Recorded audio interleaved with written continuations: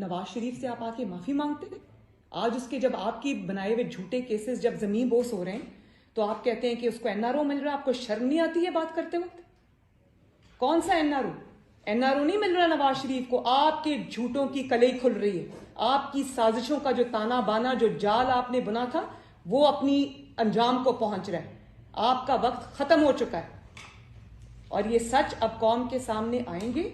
और अभी तो टिप ऑफ द आइसबर्ग है, अभी बहुत मजीद सच जो है वो कौम के सामने आएंगे। और डरपोक कितने हो?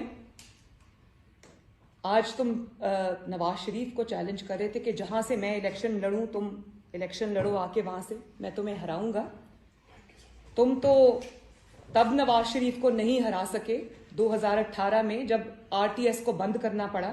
नवाज शरीफ की पार्टी को तुमने तोड़ने की कोशिश की और उस वक्त तुम उनके साथ मिलके खड़े थे।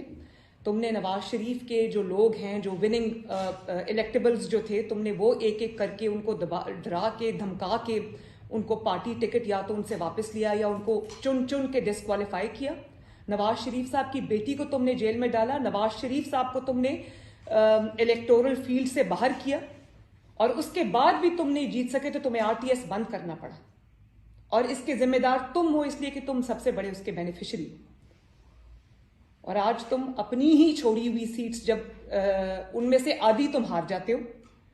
हर दफा जब ये 4-5 सीट्स पे इलेक्शन होता है, 1-2 हार जाता है, अपनी ही छोड़ी हुई सीट्स हार जाता है और अपनी ही छोड़ी हुई सीट्स में कमी आ जाती है तो कहता है मैं जीत गया। भाई अभी तो तुम्हें नवाज शरीफ को तो अभी लेवल प्लेइंग फील्ड मिली नहीं है।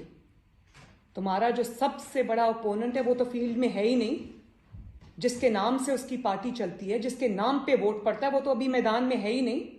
तुम्हारा मुकाबला तो उस दिन, तुम्हारा तो असली जो तुम्हारा लेवल है वो उस दिन सामने आएगा जिस दिन नवाज शरीफ इलेक्टोरल फील्ड में इंशाअल्लाह ताला वापस आएगा और तुम्हारे लगाए हुए झूठे इल्जामात और तुम्हारी बुनी हुई साजिशों के जाल से क्लियर होके आएगा इंशाअल्लाह ताला।